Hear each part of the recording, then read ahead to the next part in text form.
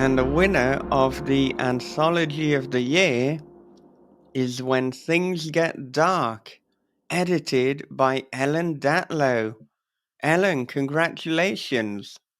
Thank you so much. I'm delighted. This is it's really an honor. Thank you very much.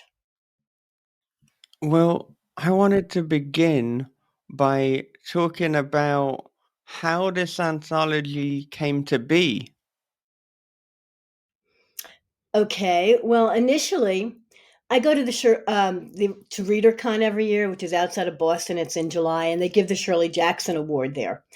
And I'm on the advisory committee, which means I just recommend things as I read them for the year's best.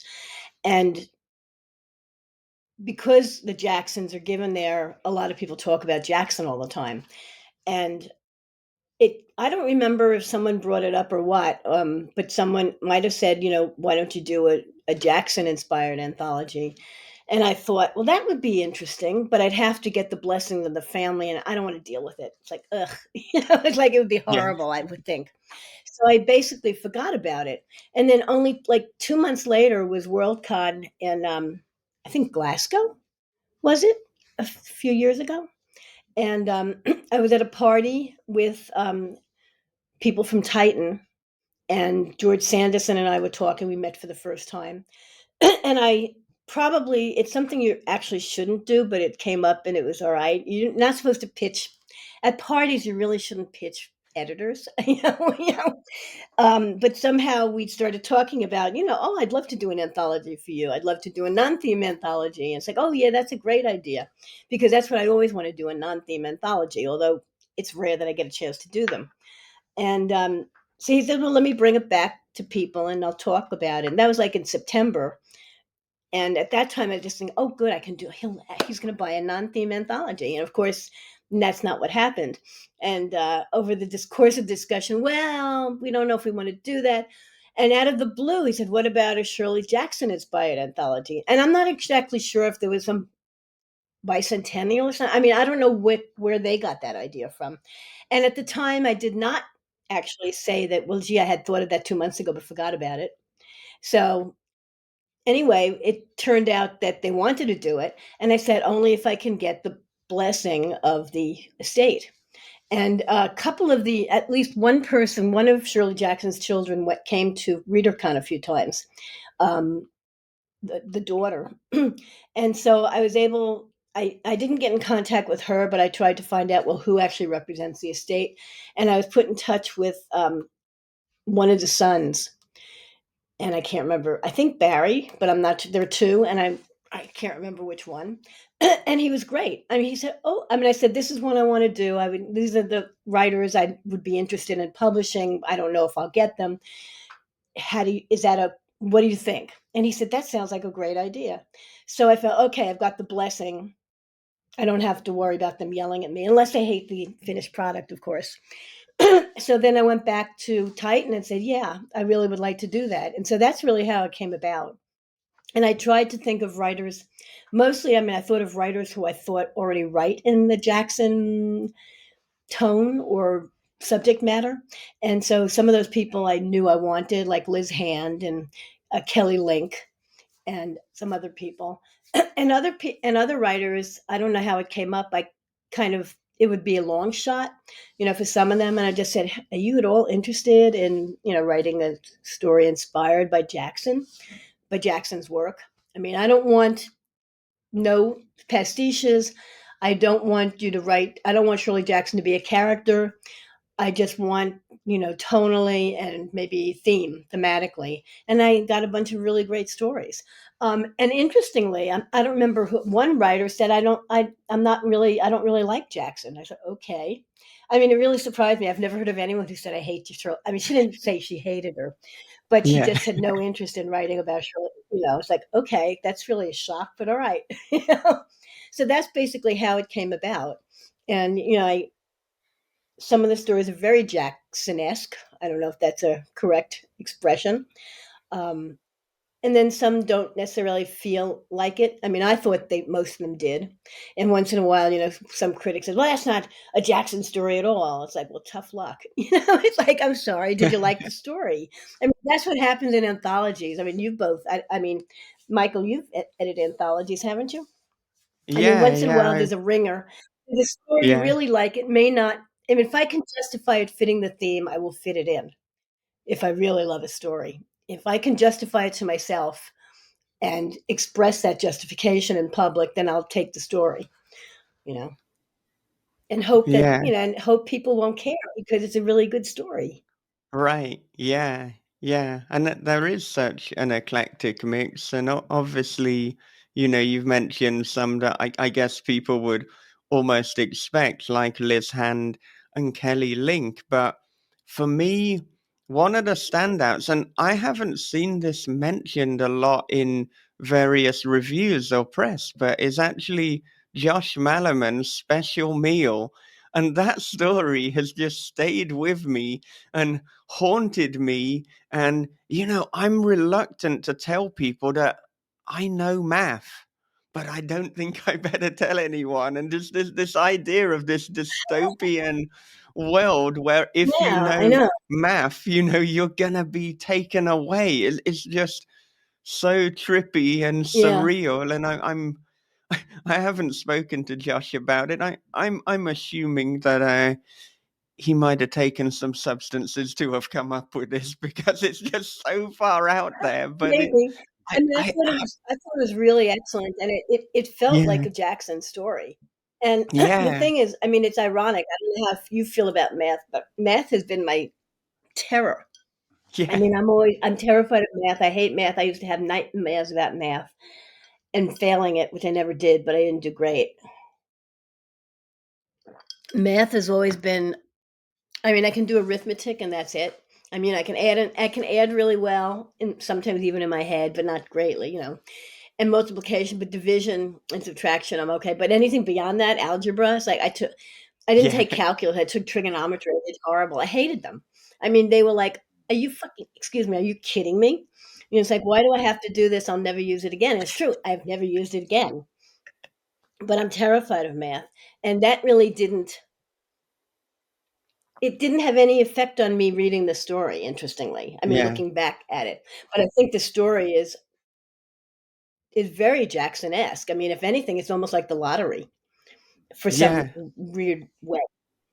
And yeah, I think it's a very good story, very strong story, and pretty terrifying, I would think.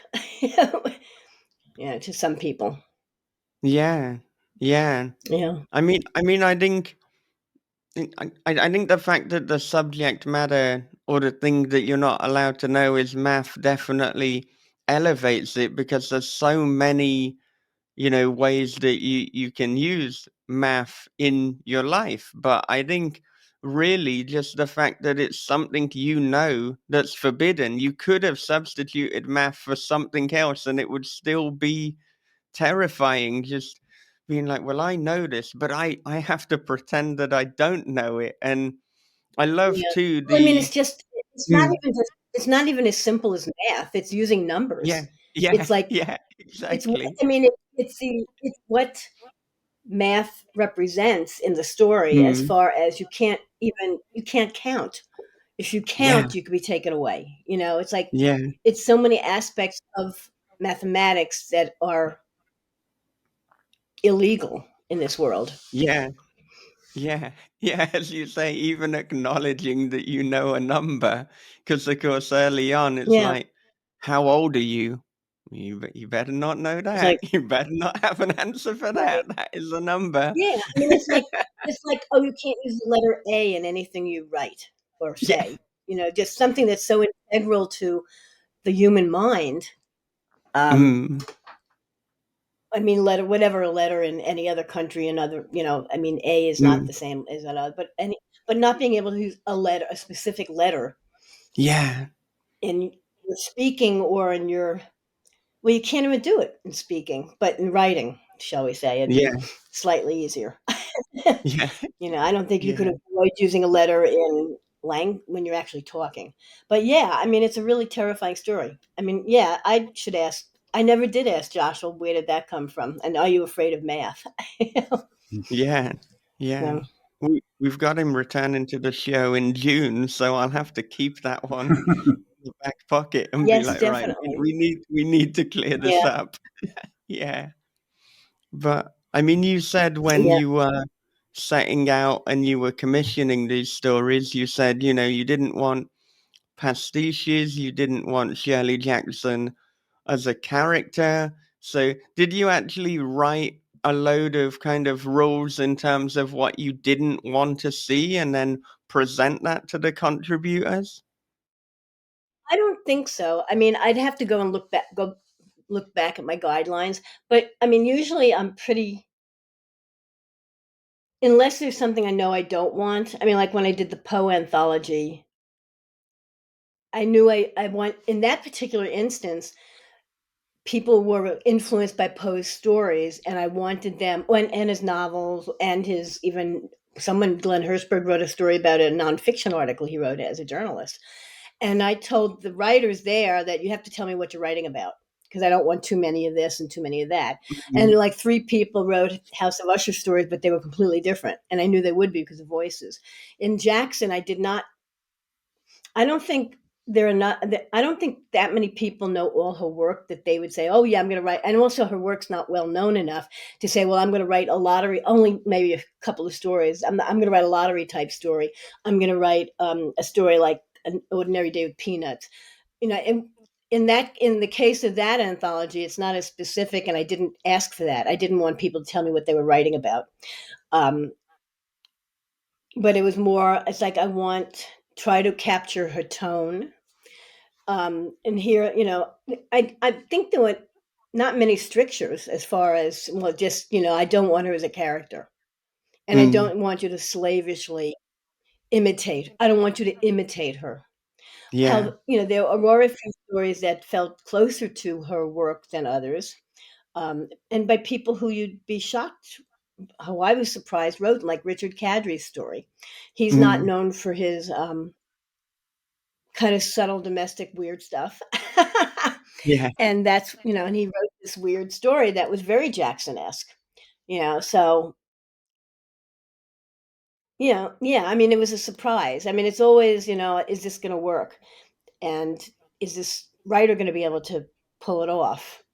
I mean, doing any anthology, I have to be ready to turn down stories I don't think work for the anthology, mm, but I got some really interesting stuff yeah. there, so And I mean, how, both for this and for anthologies in general, but how do you decide who to contact for stories? Because, of course, so many more talented writers than there will ever be space in the and anthology. they always So, wanna be in every anthology. What's annoying is, like, exactly. I have obviously, I publish and it's like, "You can't be in everything, I'm sorry." Yeah. It's like, "No, I can't ask everything, I wanna get different writers," Yeah. And, I mean, but there are a few writers who I will go to because I know they'll write really interesting work, Stephen Graham Jones, if I can, John Langan, Jeff Ford, Laird Barron wrote I mean, I think one of the best horror stories he's written in years. Tiptoe, to me, was, like, Mm, really amazingly creepy. Um but I also try to bring in new writers, people I haven't worked with very much, and that's always taking a chance, mm, and they're more likely to be turned down because I am taking a chance because the people who I work with regularly, even though they don't always hit home runs. I mean, once in a while I get a story from someone who I really like, who I've worked with before, and it's like this really doesn't work for the anthology, or mm. I mean, it's rare they say this is a terrible story. I won't say that usually. Although there's one story. I mean, I only said that to one person about one story once. And I said, I hate this story. This is terrible. Are you kidding me? And I can't remember what he did with it. But you know, but I tried to think what I've read by different writers who have the same a possible affinity for the theme, and I also try, serendipity. Someone mentions something to somebody else, or they read a story or they heard a story or read, or something that or a new writer who I think that person could do that. And I'll say, okay, do you want, I'll get in touch with them and see. Some of them, I'm always hoping to get newer writers. And I mean that's what the year's best is really good for. Yeah. I mean, my best horror year is more open than any other anthology I do.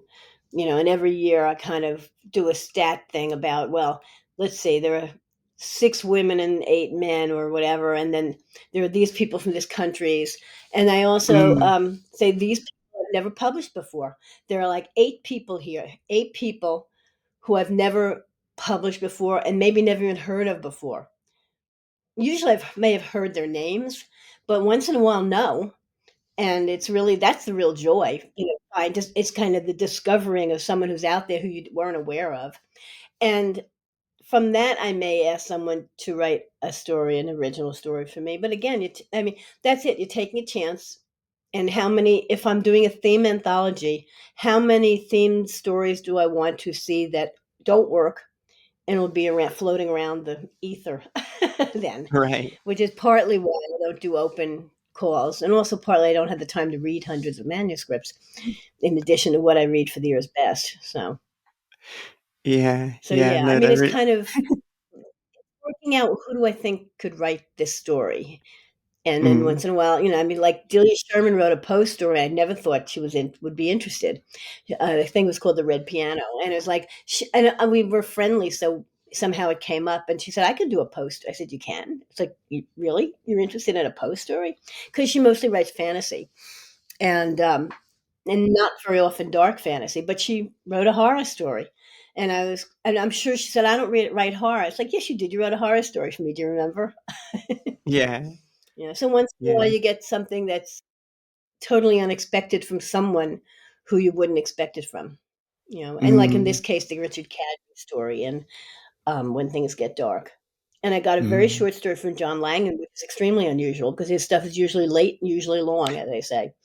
It's usually Oh, yeah. novellas, and Yeah. he's always late. Yeah. Yeah. I And it was mean, like really like 3,000 words or something. It's like what? yeah. It's like, John, are you feeling okay? Because, normally his short stories, it's like he's got two. He's got long short stories and longer short Oh yeah, stories. That's pretty yeah, much it. yeah, yep. So that was kind of a shock. I'm But waiting with, for a with story the, from him now, in fact. oh, right. Yeah. Yeah. Well, with the writer And who I you keep told I'm them sorry. that you hate the story, how did they react to Jeff that? Ford. Is that It was some? Jeff Ford. Jeff Ford, he kinda laughed. Yeah, I have writers who I've turned down a story. I bought some writers as they get old get off, or get yeah. really not as cognizant as they should be. Mm, They're mm, really elderly. And I had one writer who I bought a lot of her stories. I bought them for Omni, I bought them for anthologies. And then I didn't even turn down and I got a story that I didn't even turn down, but I wanted her to revise. And she like went off on me. You hate all my stories, you hate everything. It's like, and I'm thinking, are you nuts? I bought like all your stories, it's like, and I want to buy this story. You just have to fix it, please. yeah, So I mean, usually some writers are really paranoid. Okay, no matter what, no matter how many stories you bought from them. I mean, in the case of Jeff, there was a story that he wrote. I don't remember what it was, and he did eventually publish it. And we joke about it. And I told him, I said, "That stinks. It's horrible." And I felt, I guess, comfortable enough with him to tell him that. I mean, I can't imagine.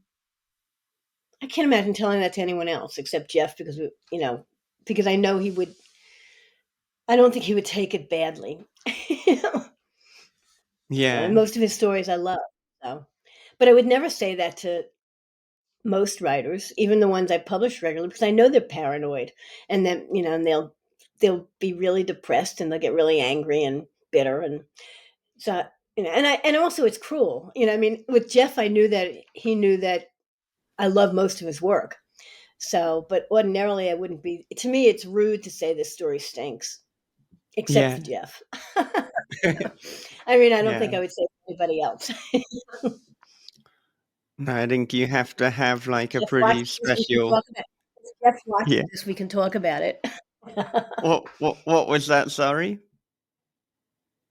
Oh, that if Jeff comes on, if he sees this, this video Yeah. cast, we can discuss it after the fact that I told him it stunk. Yeah. Yeah. And I'll ask him what his reaction was. Yeah. No, I think you need a pretty special relationship and friendship with, the editor to be able to have that. I think the only person Yeah. who I could imagine, just blankly being able to tell me that is Max Booth of Ghoulish Books, because me and him have such a good friendship that if he was like, yeah, that story fucking sucked, it's like, all right, cool. I mean, yeah, Right, yeah, it's like, "I'm sorry, but it really did not work on any level." yeah, You know? And then I can also say, "Well, I love that story, I love the voice, and, that's really cool," and that's makes up for it, yeah, I mean, in my yeah, mind, you know? yeah, yeah. And, I mean, when I'm editing someone who's new, I mean, who I've not worked with before, when I've worked with someone a long time, I'm usually a little more blunt in my edit when I do my line edit or Mm, when I do the substantive edit and ask questions. It's like, "I don't understand what the hell's going on. Can you please tell me?"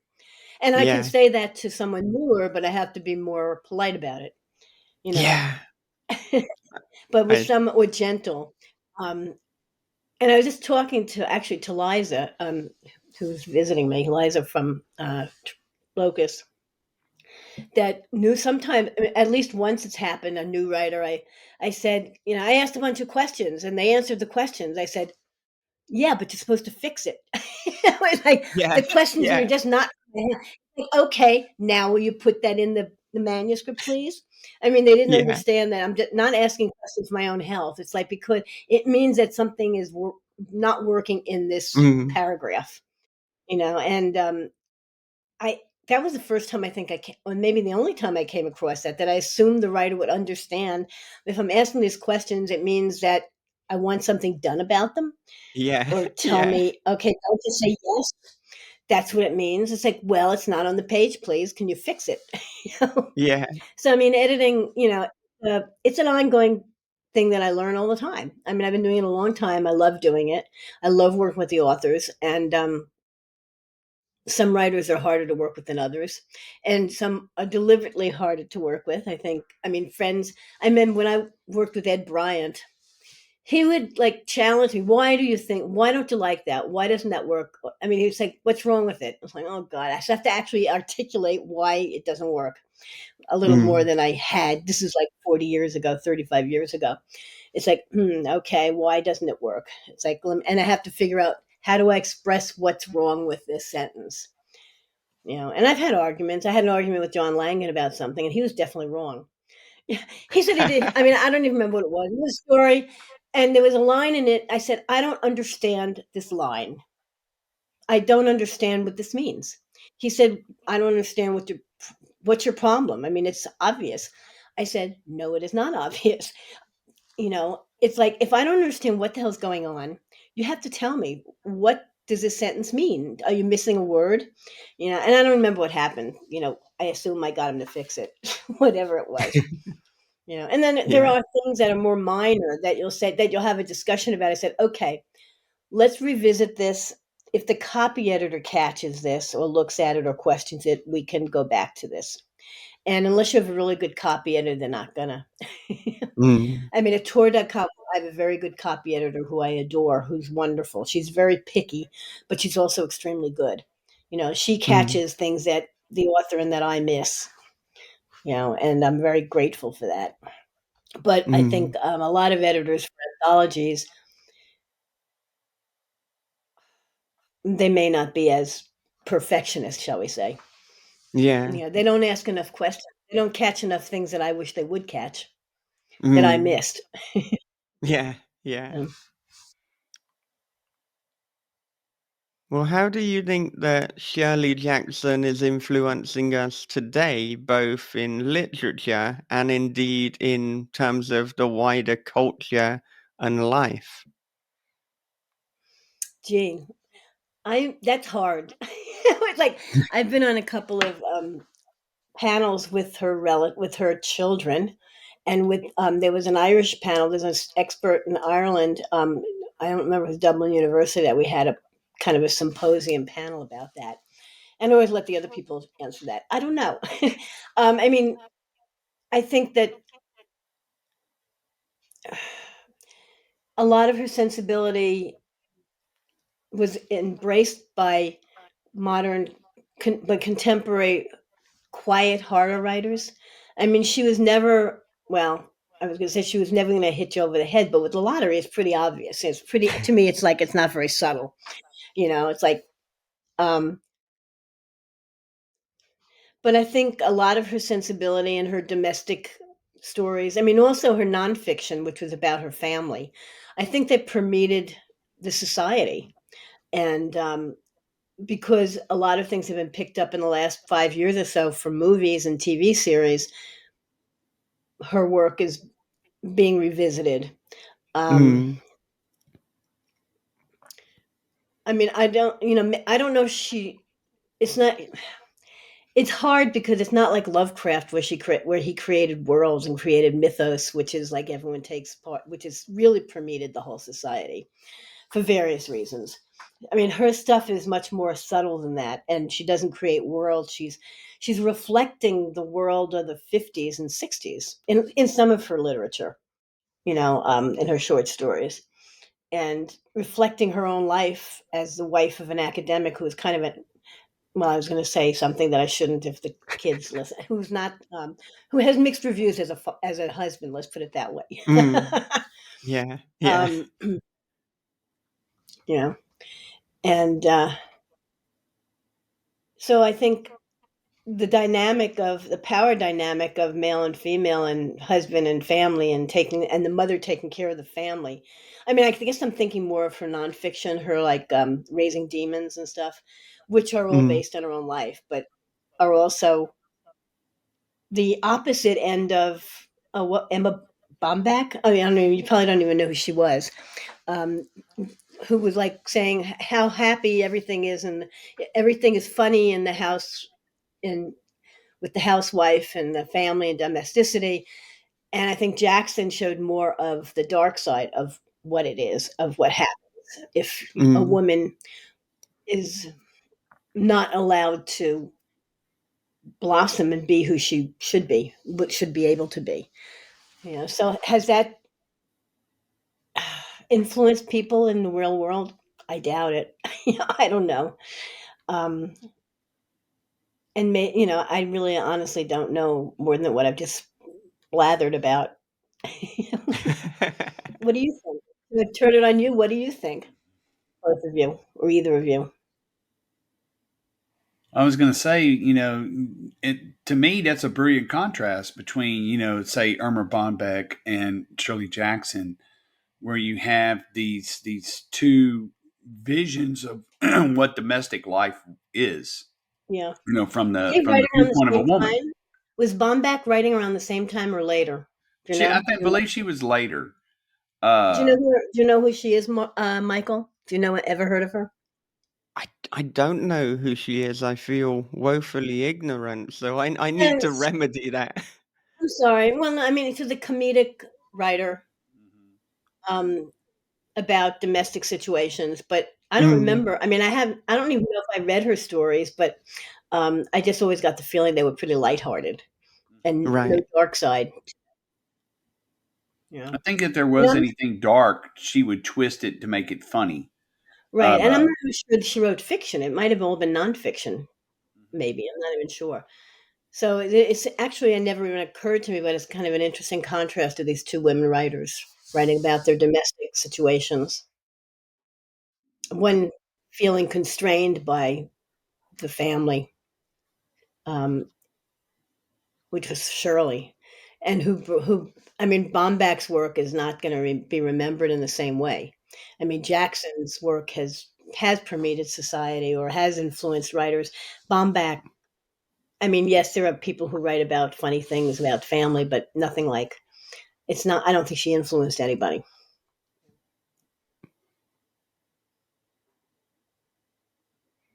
So, and a little Yeah. side thing.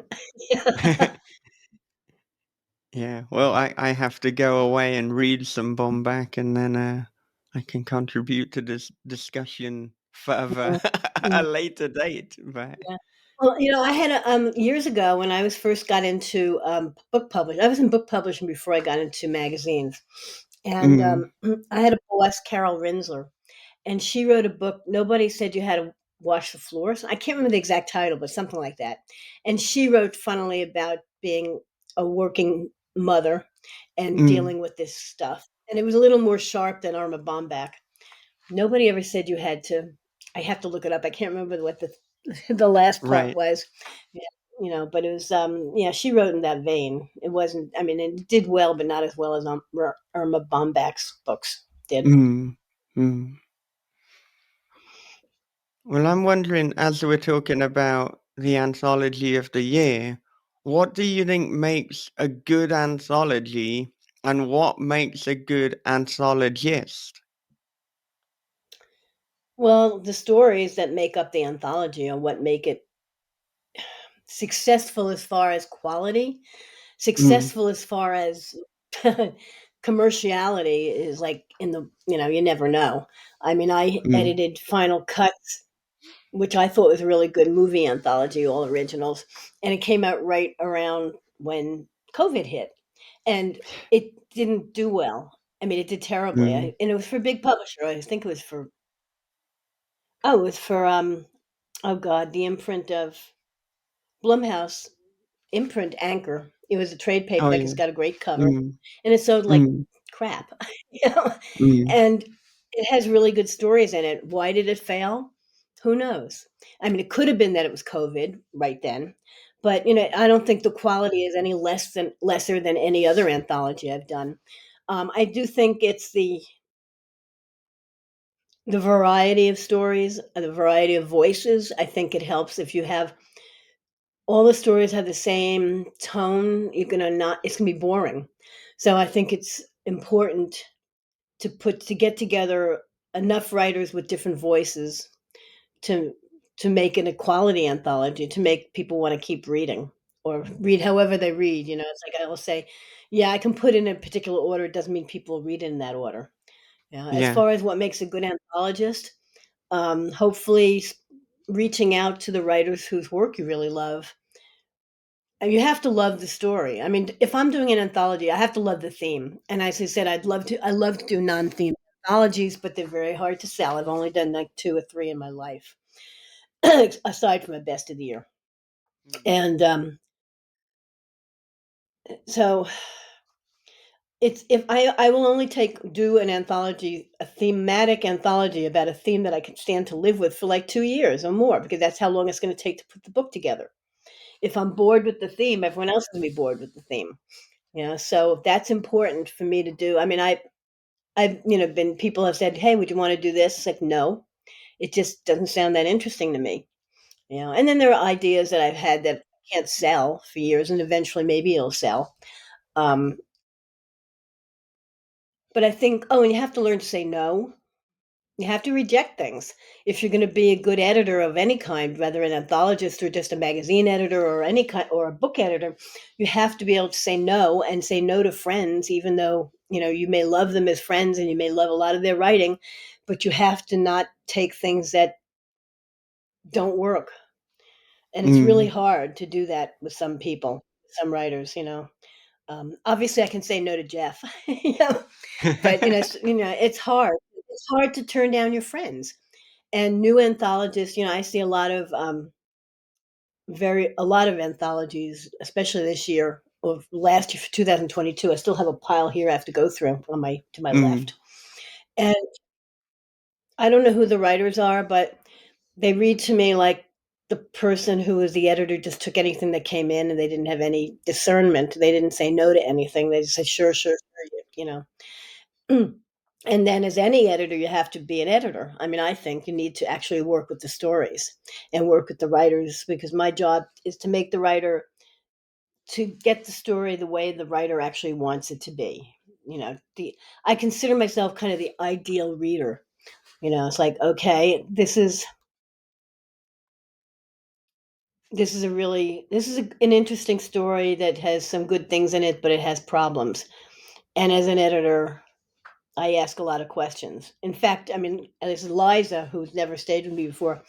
She kind of was asking. I showed her a recent. I had right before she came. I tried to finish. I'm starting. Not only am I still reading for an original anthology, but I'm starting the line edit the stories. I did the final line edit before I hand in the book. And I needed to finish this line edit before she came because I didn't know how much time I'd have while she was visiting. So last night I was like frantically trying to finish the last 8 pages of this story to edit.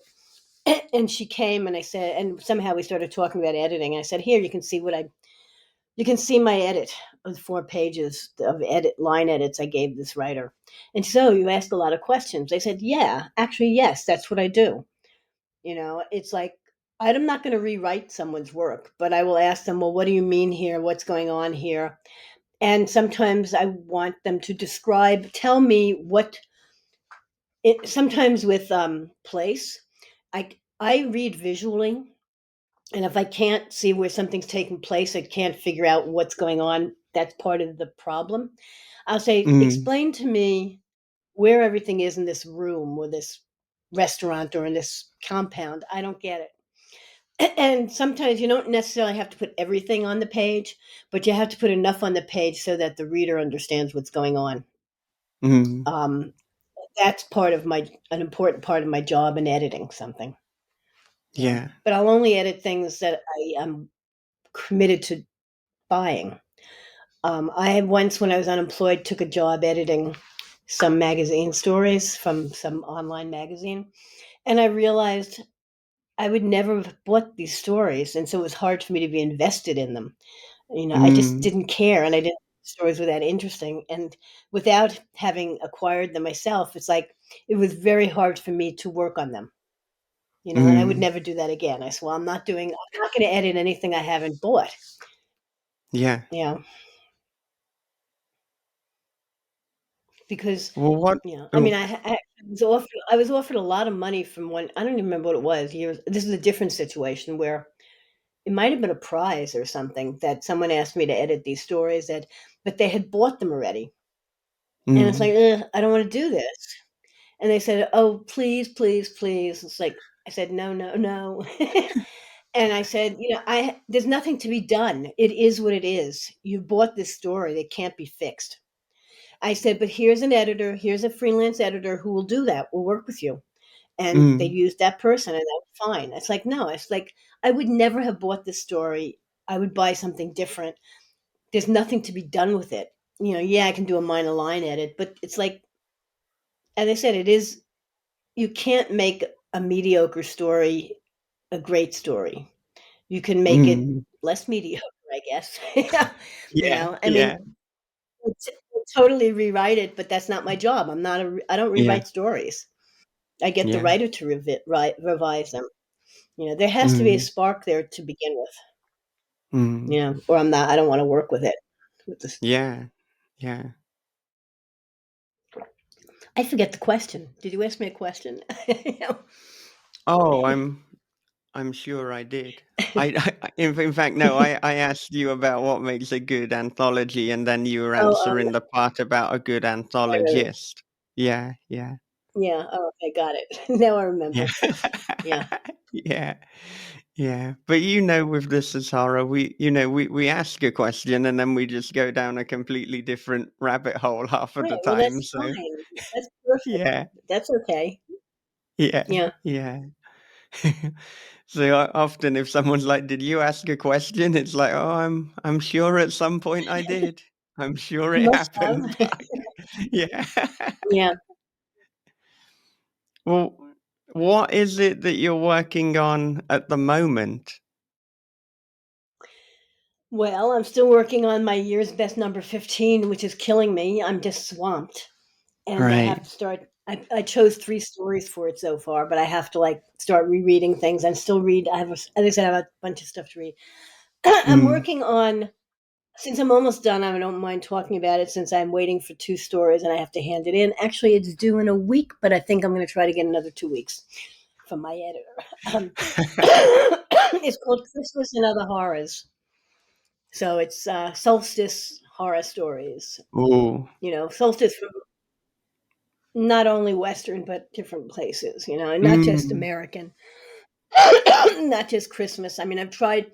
It's not as international as I would have liked, but right. several people I asked to write stories either couldn't do it or they didn't have an idea. A couple of them I turned down because they just weren't right for the tone of the book.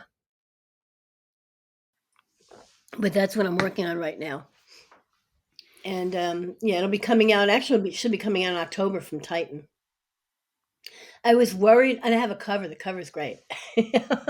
Yeah, It's got bloody. It's got I don't know, a deer head or an elk. I don't know what kind of, or moose, whatever the heck it is. I don't think yeah, it's a moose, but some, ungulant or whatever they're called. yeah, And, yeah, yeah.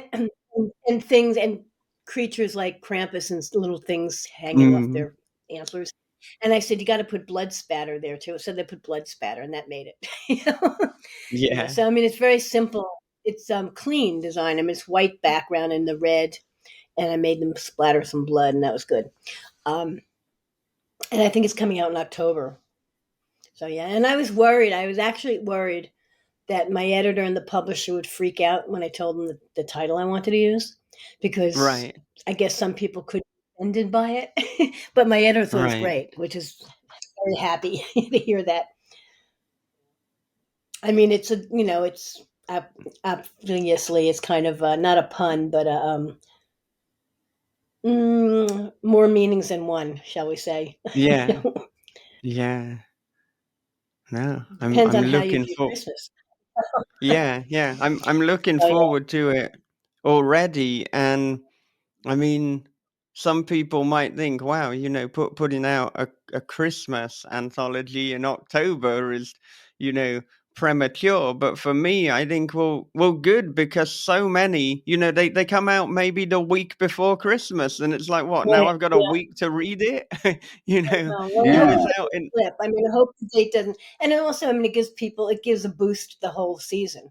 Yeah, I yeah, mean, I hope it. exactly. I mean, I don't. I'm trying to remember if When Things Get Dark came out the date that they said. I don't remember. Maybe it was moved a little bit. So I mean, hopefully it'll be when they say. I don't remember the exact date. It maybe if you Google it, it might be up there someplace. I don't know. I can't remember if they even have anything, but they. I don't know if the cover. Oh, I think the cover might be up there someplace if you Google it. Oh, You might well, find it. So yeah, and I yeah. think. Oh, Jack, you schmuck! Sorry, see, you knocked over a bunch of things I did. Damn you, Jack! Must you? Oh, you Yeah, cretin, for you! people watching the video, this isn't some paranormal activity stuff. It is just a No, it's cat. Jack the jerk. It's Jack Yeah, sitting it's on like a cocktail The s- table with many the books. spectral presence. Yeah. we thought Yes, we'd have I a don't know. proper Shirley Jackson I don't ending know. to this Can you segment. see? Can you see him? I don't know if you can. You can see some books. I don't know if you I can can see see the Jack. books. No, Nah. we Yeah, can't I we see the can't books. see I the Jack, don't I'm cat. see making. Jack. Up, you see? Ah, here he Oh, comes. there Oh, he is. now we Smart. can. This Yeah. Jack, I jumped down. Where are you, shithead? now we get. We've Me. seen the I love him, feline but that he is caused a the jerk. issue. He's a total jerk. Well, well, Unlike, oh, and Sophie. Oh, Jack. Sorry. And now my yeah. cat's howling. So yeah. Yeah, yeah, Oh yeah, it's all they probably kicking want to off. eat now, although it's not dinner time for another half an hour, so they're not eating yet. Yeah, yeah. I mean, But they're I'm petting obviously him gently. great timekeepers, because they knew, like, right, the time for the segment is over. Let's do the classic knock the books over to Yeah, let me knock everything down signify that. now. Yeah. Hmm. Well, I mean, Hey, do little you boy. have any final thoughts that you want to leave people with, apart from, if you have cats and you have a pile of books, then Oh, they if you have will a cat, ultimately fall? well, yes, you just need to be um, allow them to do what they want or move things around. I mean, I don't know if you can see behind me. It's a kind of a rose. It's a pale rose love seat, and I Yeah, only buy cheap couches, and it's not very expensive because I know my cats. I put Scotch tape on it to keep Jack from scratching it, but he still right. scratches it. I Yeah. figure anything I get within 2, 3 years, I'll hate it and it'll be a mess anyway, so I can buy a new one. But right now, Yeah. I do like that one a lot. Yeah. So yes, you have to accommodate your animals. Um, Yeah. or train them. Unfortunately, the one time I got mad, I had just gotten a picture reframed and I had it on the bathroom door. My bathroom door doesn't close easily all the way, and when I live alone, so I don't care. But I got mad at Jack. I threw him in the bathroom. I pulled the door shut, and the picture that I had just framed, the corner got broken of the glass. I said, I'm not getting it reframed. It's too expensive. I'm just leaving it there Right. broken. Yeah. So now if someone visits, I say, don't slam the door. The picture will fall again. Yeah. But yeah. Yeah. And the other night I actually fell off a step stool because I was trying to Jack goes on top of the bookshelves. You can see them Yeah. behind me. Oh, yeah. Yeah. And there's one at the end, the white one, which he's not allowed Mm. on because that's the end one. And I have breakable things there. But Mm. and then a few months ago, I noticed that the picture there's a photograph or a picture. You can't see it, I don't think, but there's a picture right next to that last bookshelf, and it kept getting Mm. slant. What? And I'm thinking, Yeah. did my neighbors, are they hammering? What's going on? And then I caught Jack up there going up to the top of the shelf and doing that with the picture. So he knocked over that. I mean, it didn't fall, but then he knocked over this great Jack in the Box I had made by a friend's husband, and like Mm. 10 feet high. It's like it didn't smash completely. So I have Right. things I put up there to try to block him from that last bookshelf, and it Mm. didn't work. It didn't work. Yeah. So last night I actually put a couple, or 2 nights ago, I put some boxes in front, wooden boxes to make further Mm. blockade for him. And I fell off the step stool. Not badly, luckily. I only bruised myself. It's like, thank you, Jack. It's all your fault if I end up in the hospital. Yeah. And so far, he hasn't gone that way. He hasn't knocked anything over. So hopefully that actually works. We'll see. Yeah. Yeah. Otherwise, I have to threaten him. I spray him with water. Spray Yeah, with but the water. thing is, I need you to spray near me. But I'll get up and I'll look at him and I say, Jack, no. And he'll slowly back up Mm. along the bookshelf, and come down. Yes, like I Yeah. said, you don't have to Yeah. come down. You just can't knock things over. You just can't go Right. forward anymore. Just lie Yeah. down. Yeah.